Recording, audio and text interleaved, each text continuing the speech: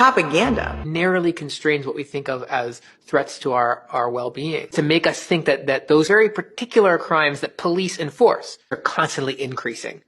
Copaganda Suggests that police, prosecutors, and prisons are the solution to that. So what does it look like in day-to-day news coverage? It looks like the repetition of phrases like officer-involved shooting. Copaganda looks like using sources in a story that are either just the police or were once part of the police. It's one of the only genres of journalism in which we're totally fine with a single source.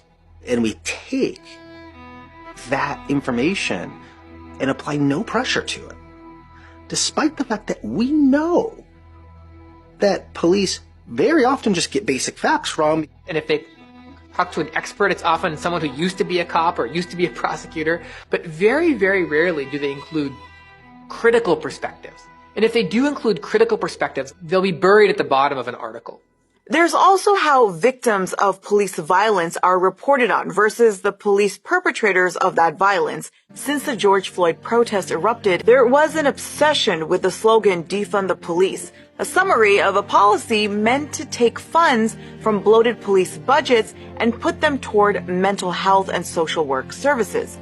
Instead, we got fear-mongering about how anarchy would ensue, which, of course, led to the further bloating of police department budgets. No one is currently sitting in prison for knowingly letting the residents of Flint, Michigan drink water poisoned with lead. Tens of millions of Americans, rural, indigenous, black, poor, are drinking contaminated water, but that doesn't register in our collective minds as criminal because of how we've been conditioned to think of crime, specifically what the FBI calls index crimes.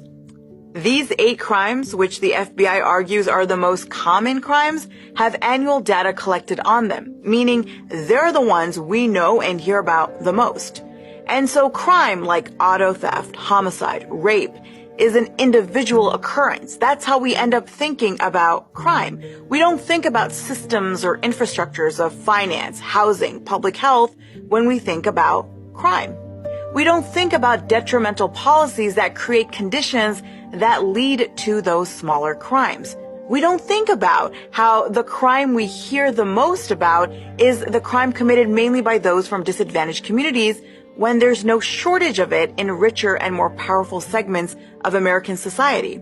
Police departments have invested in media affairs departments as well as strategizing for decades on how to better control media coverage.